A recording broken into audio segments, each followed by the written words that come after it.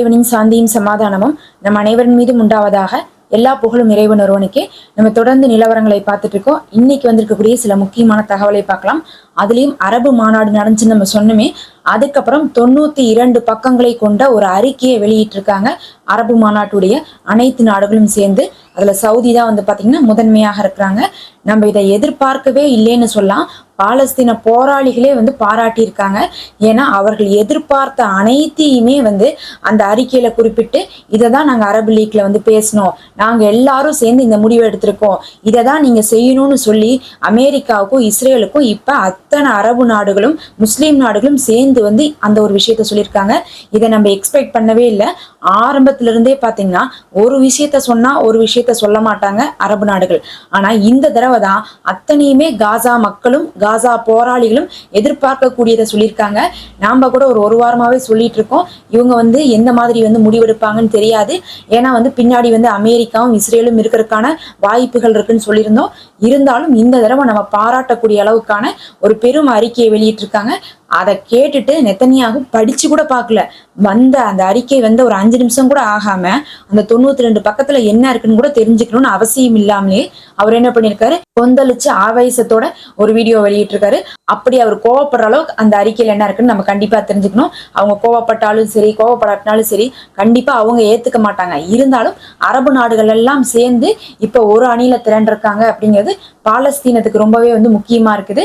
அந்த மக்களும் அங்க இருக்கக்கூடியவர்களே பாராட்டியிருக்காங்க. ஃபர்ஸ்ட் அவங்க என்ன சொல்றாங்கன்னா, அந்த அறிக்கையில ஒண்ணு, அங்க பாலஸ்தீனத்துல இருந்து மக்கள் வெளியேற்றப்படக்கூடவே கூடாது, பாலஸ்தீன மக்கள் அங்கதான் இருப்பாங்க. அதே மாதிரி பாலஸ்தீனத்துல இருக்கக்கூடிய இஸ்ரேல் ராணுவம் முழுசா வெளியேறணும், முற்றுகையிடவே கூடாது. என்னைக்குமே பாலஸ்தீனத்தை நீங்க என்ன பண்ணக்கூடாது, நாங்க எல்லையில பிடிச்சு நிற்போம், இல்ல உள்ளுக்குள்ள நாங்க வடக்க பிடிப்போம் தெற்க பிடிப்போம் எல்லாம் பேசக்கூடாது. உங்க ராணுவம் அங்க இருக்கக்கூடாது, உங்க ராணுவம் வெளியேறணும். அங்கிருந்து மட்டும் கிடையாது, ரஃபாவுடைய கேட்ல இருந்து வெளியேறுங்க, பிலடெல்பியா காரிடோர்ல இருந்து வெளியேறுங்க. ரஃபாவுடைய கேட்டையும் நீங்க பொறுப்படைச்சிட்டு எஜிப்து கிட்ட என்ன பண்ணிடணும், நீங்க பிலடெல்பியாவை பொறுப்படைச்சிட்டு போயிடணும். இஸ்ரேலுக்கு இனி அங்க வேலை இல்லை. காசாக்குள்ள இஸ்ரேல் ராணுவம் இருக்கக்கூடாது, காசாவுடைய எல்லையிலையும் நீங்க இருக்கக்கூடாது. அது மட்டும் கிடையாது, நீங்க இனிமேல் காலத்துக்குமே என்னைக்குமே சண்டை போடுறேன்னு சொல்லிட்டு அங்க போகக்கூடாது, நிரந்தர நிறுத்தத்தை கொடுங்க. அது மட்டும் இல்ல, அந்த மக்கள் அங்கதான் வாழ்வாங்க, அவங்கதான் தலைவரை தேர்ந்தெடுப்பாங்க. இப்ப தலைவரை தேர்ந்தெடுக்கிறது அப்படிங்கக்கூடிய ஒரு விஷயத்துக்கு தான் என்ன பண்றாங்கன்னா, எலெக்ஷன்ல அங்க இருக்கக்கூடிய போராளிகள் நிக்க கூடாதுன்னு சொல்லியிருந்தாங்க. அதுக்கு அவங்களும் ஒத்துக்கிட்டாங்க, நாங்க எலெக்ஷன்ல நிக்கல, ஆனா ராணுவத்தில் நாங்க இருப்போம், நாங்க ஆயுதங்களை கீழே போட மாட்டோம். ஏன்னா நாங்க இங்க ஒன்றும் தீவிரவாத இயக்கம் கிடையாது, நாங்க இந்த நாட்டுடைய சுதந்திரத்துக்காக போராடுறோம். அப்படிங்கறதுனால எங்களுடைய ஆயுதத்தை நாங்க கீழே போட மாட்டோம். ஆனா நாங்க எலெக்ஷன்ல நிக்காம ஆட்சி அமைக்காம நாங்க என்ன பண்ணிக்கிறோம், விலகிக்கிறோம் அப்படின்னு சொல்லியிருந்தாங்க.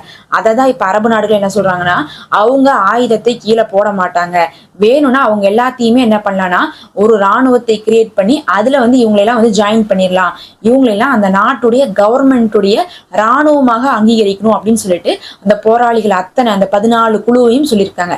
இது ரொம்பவே ஒரு பாராட்டத்தக்க விஷயம். ஏன்னா இவங்கெல்லாம் போராடிட்டே இருக்கிறாங்க, போராடிட்டே இருக்கிற வரையும் அந்த நாட்டில் இருக்கவங்களுக்கு போராளிகள், எதிரிகளுக்கு இவங்க தீவிரவாதிகளா இருப்பாங்க.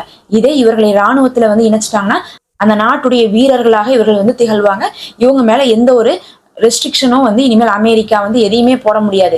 இல்லாட்டினா என்ன பண்ணுவாங்கன்னா நிறைய தடையெல்லாம் விதிச்சு வச்சிருக்காங்க, அது எல்லாமே ரத்தாயிடும்னு சொல்லலாம். அதனால என்ன பண்ணிருக்காங்க, போராளிகளை நாங்க ராணுவமாக நீங்க என்ன பண்ணணும், அங்கீகரிக்கணும், அதுதான் அடுத்தது நடக்கணும். அதே மாதிரி அவர்களை ஆட்சியில இருக்க வேண்டாங்கிறீங்களா, அவங்க இருக்க வேண்டாம், ஆனா அவர்கள் பின்னாடி இருந்து செயல்படுவாங்க. அவர்களுக்கு முன்னாடி அங்க இருக்கக்கூடிய மூத்த அனுபவம் வாய்ந்தவர்கள் ஆட்சி செய்யணும் அப்படிங்கிறாங்க. அதாவது பாலஸ்தீன மக்கள் தான் தேர்ந்தெடுக்கணும், அதே மாதிரி அங்க இருக்கக்கூடிய போராளிகளும் என்ன பண்ணுவாங்க, பின்னாடி இருப்பாங்க. அதே நேரத்துல மூத்த மக்கள் என்ன பண்ணுவாங்க, ஆட்சி செய்வாங்க. அவங்க பாலஸ்தீனரா தான் இருக்கணும் அப்படிங்கிறாங்க. இதைதான் ஆரம்பத்துல இருந்து சொல்லிட்டு இருக்காங்க. பாலஸ்தீனத்துடைய மூத்த மக்கள் நிறைய பேர் ஜெயில இருக்கிறாங்க. அவங்க எல்லாம் கொண்டு போய் இஸ்ரேல் என்ன பண்ணிருச்சு, புடிச்சிட்டு போய் போட்டு வச்சிருக்காங்க. இவங்க எல்லாம் வெளியே வந்தா ஆட்சி அமைச்சிருவாங்கன்ட்டு. அந்த மாதிரி இருக்கக்கூடிய மக்களை தான் என்ன சொல்றாங்க, ஆட்சி அமைக்கணும், பின்னாடி இருந்து இவங்க செயல்படுவாங்கிறாங்க. இததான் போராளிகளும் சொல்லிட்டு இருந்தாங்க. எல்லாவற்றுக்கும் மேல சிறை கைதிகள் எல்லாம் வெளியே விட்டுருங்க, சாப்பாடை கொடுக்காம இருக்கிறது, இந்த ட்ரக்கை உள்ள அனுமதிக்காம இருக்கிறதெல்லாம் நீங்க செய்யக்கூடாது அப்படின்னு இருக்காங்க. இதெல்லாம் மட்டும் கிடையாது. அதுக்கப்புறம் வந்து காசாவை நாங்க எப்படி கட்டி எழுப்போம்னு சொல்லிட்டு 5 வருஷம் பிளான் சொல்றாங்க. முதல் 6 மாசம் தற்காலிக வீடு அமைத்து கொடுப்போம். அந்த தற்காலிக வீட்டுல வந்து அங்க இருக்கக்கூடிய மக்கள் வந்து தங்க வைக்கப்படுவாங்க. அதுக்கப்புறம் முதல் 2 வருஷம் என்ன பண்ணுவோம்னா ஒரு பாதி எடுப்போம். ஒரு பாதி எடுத்து காசாவில ஃபுல்லா சுத்தம் பண்ணி அங்க வீடுகளை கட்டுவோம். அடுத்து 2.5 வருஷம், அந்த 2.5 வருஷம் என்ன பண்ணுவோம்னா நாங்க இன்னொரு பாதி என்ன பண்ணுவோம் ஃபுல்லா கட்டி கொடுப்போம். அந்த 2வது பாதியில கட்டும் போதுதான் நாங்க என்ன பண்ணுவோம் ஏர்போர்ட், அதுக்கப்புறம் வந்து ஹார்பர்லாம் நாங்க கட்டி கொடுப்போம். அப்ப அவர்களுக்கு வந்து விமான நிலையமும் வந்துடும், துறைமுகமும் வந்துடும் அப்படிங்கறதை சொல்றாங்க. இந்த அறிக்கையை தான் வந்து அவங்க சப்மிட் பண்ணிருக்காங்க. சப்மிட் பண்ணணுமே உடனே நெத்தனியாகு படிச்சு பார்க்க கூட தேவையில்லைங்கிற மாதிரி நான் இதை மறுக்கிறேன், இதை ஏத்துக்க மாட்டேன் அப்படின்றாரு. அவர் அப்படிதான் சொல்லுவாரு. சொன்னதுக்கு என்ன பண்ணிட்டாங்கன்னா எஜிப்ட் உடனே, அதுதான் வந்து ரொம்ப முக்கியம். எஜிப்ட் வந்து இந்த அளவுக்கு ரிப்ளை பண்ணுவாங்க நம்ம எதிர்பார்க்கல. ஒரு ஈரான் ரிப்ளை பண்ணியிருந்தா எப்படி இருக்குமோ அப்படி ஒரு ரிப்ளை கொடுத்துட்டாங்க. உடனே எஜிப்ட் என்ன சொன்னாங்கன்னா 10 நிமிஷத்துல உங்க இஷ்டத்துக்கு இஸ்ரேல் நாங்க ஆட முடியாது, நாங்க எடுக்கிறதா பாலஸ்தீன விஷயத்துல முடிவு, நாங்க சொல்றதை நீங்க கேளுங்க, பாலஸ்தீனம் உங்களுடையது கிடையாது, நீங்க ஆசைப்படுற மாதிரி எல்லாம் எல்லா நாட்டையும் நீங்க செய்து வைக்க முடியாது, எஜிப்டுக்கு அனுப்புறேன் ஜோர்டானுக்கு அனுப்புறேன்னு சொல்லிட்டு நீங்க முடிவெடுக்க கூடாது, நாங்க சொல்றதா இனி பாலஸ்தீன விஷயத்துல நீங்க கேட்டு ஆகணும் அப்படிங்கிறதை பகிரங்கமாக இன்னைக்கு எஜிப்ட் சொல்லியிருக்காங்க. இவங்க எஜிப்டா இல்ல ஈரானான்னு நமக்கே சந்தேகம் வரும். அப்படி ஒரு அறிவிப்பை கொடுத்திருக்காங்க. என்ற ரொம்ப ஒரு தைரியமான ஒரு முடிவை தான் அரபு நாடுகளும் அதுக்கப்புறம் வந்து பார்த்தா முஸ்லீம் நாடுகளும் சேர்ந்து எடுத்திருக்காங்க. அதுக்கு வந்து ட்ரம்ப் என்ன சொல்றாருன்னா இதை நான் வரவேற்கிறேன் அப்படிங்கிறாரு. வரவேற்கிறேன்னா அதை ஏத்துக்கிறேன்னு அர்த்தம். வரவேற்கிறேன்னு சொல்லிட்டு ஆனாலும் காசாவை கையகப்படுத்தக்கூடிய முடிவை விட்டு பின்வாங்க முடியாதுங்கிறாரு. அவர் ஒரு குர்டாம்போக்குலதான் வந்து எப்பயுமே ஒரு அறிவிப்பு கொடுப்பாரு. ஏத்துக்கிறேன் பாரு, ஆனா ஏத்துக்கலேன் பாரு. அதனால வந்து ஒரே அறிவிப்புலயே இதை நான் ஏத்துக்கிறேன், அது நல்ல முடிவுன்ட்டாரு. அதுக்கப்புறம் நாங்க காசாவை மட்டும் விட்டு கொடுக்க மாட்டோம், அதை பிடிப்போங்கிறாங்க. காசாவை பிடிப்போம்னு சொல்லிட்டாவே இதை நல்ல முடிவுன்னு சொல்றதுல வந்து அர்த்தமே இல்லை. ஏன்னா காசாவை பிடிப்போம், நான் என்ன பிடிப்போம், அங்க இருக்கக்கூடிய போராளிகள் எல்லாத்தையும் நாங்க வந்து வெளியேற்றுவோம், பொதுமக்கள் எல்லாத்தையும் வெளியேற்றுவோம், அதை வந்து அமெரிக்காவுக்கு சொந்தமாக்குவோங்கிறாங்க. இதுக்கப்புறம் என்னத்தை போய் இதை நல்ல முடிவுன்னு வந்து ட்ரம்ப் சொல்றாருன்னே தெரியல. அப்படி ஒரு அறிவிப்பை கொடுத்து போட்டு என்ன சொல்றாருன்னா ட்ரம்ப், நாங்க சீக்கிரமா இஸ்ரேலை வந்து சவுதியோட வந்து இணைச்சிருவோம், அதாவது அவங்களுக்கு 2 பேத்துக்கு நடுவில் பிசினஸ் டீலிங் கொண்டு வந்துருவோம் அப்படிங்கிறத சொல்றாங்க. ஏற்கனவே எஜிப்டு, ஜோர்டானு, யுஏஇ, பஹ்ரைனு ஒரு 5-6 நாடுகள் என்ன பண்ணியிருக்காங்கன்னா இஸ்ரேலை அங்கீகரிச்சிருக்காங்க தனி நாடாக. ஆனா மத்தவங்க யாரும் இன்னும் அங்கீகரிக்கல. சவுதி மட்டும் அங்கீகரிச்சிட்டாங்கன்னா மத்த எல்லா நாடுகளும் அங்கீகரிச்சிருவாங்க. அதனால சவுதியை அங்கீகரிக்கிறதுக்கான வேலையை தான் பார்த்துட்டு இருக்காங்க. அதுக்கு சவுதி மறுபடியும் அறிவிச்சிட்டாங்க, நீங்க பாலஸ்தீனத்தை தனி நாடாக அங்கீகரிக்காதவரை நாங்கள் இஸ்ரேலை தனி நாடாக அங்கீகரிக்க மாட்டோம் அப்படின்னு சொல்லிட்டு அறிவிச்சிருக்காங்க. இப்ப பார்க்க போனா ஃபர்ஸ்ட் ஒரு அறிவிப்பை கொடுக்குறாங்க, அறிக்கை கொடுக்குறாங்க.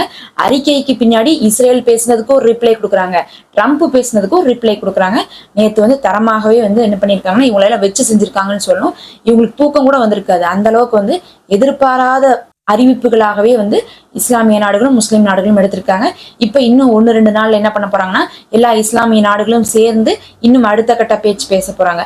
யார் யார் எவ்வளவு ஃபண்டு போட போறீங்க, எவ்வளவு வந்து கொடுத்தீங்கன்னா நம்ம வந்து காசாவை எப்படிலாம் கட்டி எழுப்பலாம் அப்படின்ட்டு. ஏன்னா வந்து சவுதி வந்து நான் வந்து ஹார்பர் கட்டி கொடுக்குறேன், விமான நிலையம் கட்டி கொடுக்குறேன்னு சொல்றாங்க. அது போக இன்னும் நிறைய விஷயங்கள்லாம் இருக்கு. அதுக்கு எல்லாருமே வந்து ஃபண்ட் ப்ரொவைட் பண்ணுவாங்க. இதுல வந்து பார்க்கும்போது ஐநாவுடைய புட்ரஸ் அவர்களும் கலந்து கொண்டிருந்தாரு.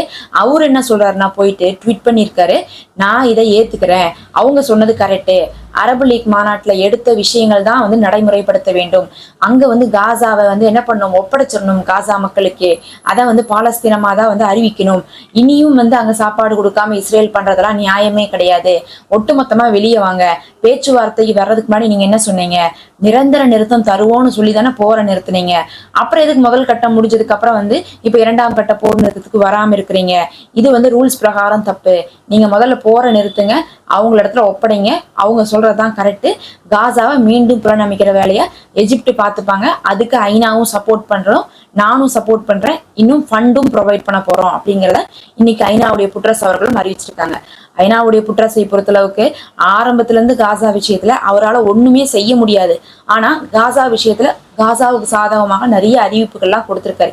எனக்கு மனசே கஷ்டமா இருக்கு, இதை பார்க்கவே முடியல, ஏன் இஸ்ரேல் இப்படி பண்றாங்கன்னு தெரியல அப்படின்லாம் சொல்லியிருக்காரு. சொன்னதுக்கு அப்புறம் என்ன பண்ணுவாங்கன்னா இஸ்ரேல் வந்து மிரட்டுவாங்க, புட்ரஸுக்கு மனசாட்சி இருக்கா, இஸ்ரேல் மேல தாக்குதல் பண்ணும் போது இந்த புட்ரஸ் எங்க போனாரு அப்படிங்கிற மாதிரி அவங்க வந்து திரும்ப திரும்ப புட்ரஸை வந்து திட்டுவாங்க. அதே மாதிரிதான் வந்து போப் பிரான்சிஸ் அவர்களையும் வந்து பார்த்தா அவரும் தொடர்ச்சியாக வந்து ஜெருசலத்துல இப்படி ஒரு கொடுமை நடந்துட்டு இருக்கே, இயேசு பிறந்த பூமியை இப்படி வந்து அழிச்சிட்டு இருக்கீங்களே, பாலஸ்தீன மக்கள் பாவமே, காசால நடக்கிறதெல்லாம் வந்து நியாயமே இல்லையேன்னு சொல்லிட்டு அவரும் பேசுவார். அவர் பேசினாலும் அவரையும் இஸ்ரேலும் அமெரிக்காவும் சேர்ந்து சாடிக்கொண்டே இருப்பாங்க. இவங்க 2 பேரும் பாத்தீங்கன்னா எதுவுமே செய்ய முடியாட்டினாலும் காசாவுக்காக குரல் கொடுக்கக்கூடியவங்கள்ல ஒருத்தவங்க வந்து ஐநாவுடைய புட்ரஸும், இன்னொருத்தவங்க வந்து போப் பிரான்சிஸும் இருந்துட்டு இருக்காங்க. இந்த நேரத்துல இன்னைக்கு போராளிகள் என்ன சொல்லியிருக்காங்க, இதை நாங்க வரவேற்கிறோம், இதை நீங்க நடைமுறைப்படுத்தினா நல்லா இருக்கும், ஏன்னா வந்து நாங்க எதிர்பார்த்த எல்லாமே இதுல இருக்கு, நீங்க சொல்ற எல்லாத்தையுமே நாங்க ஏத்துக்கிறோம் அப்படிங்கிறதை வந்து அங்க இருக்கக்கூடிய போராளிகளும் வந்து வாழ்த்து தெரிவிச்சிருக்காங்க, நன்றி தெரிவிச்சிருக்காங்க. அங்க இருக்கக்கூடிய மக்களும் வந்து நாங்க எதிர்பார்த்ததுதான் வந்து இஸ்லாமிய நாடுகள்லாம் வந்து அறிவிச்சிருக்காங்க அப்படிங்கிறதை சொல்லியிருக்காங்க. இதெல்லாம் தான் இன்னைக்கு வந்த முக்கியமான செய்திகள். நம்ம அடுத்த ஒரு காணொளியில சந்திப்போம்.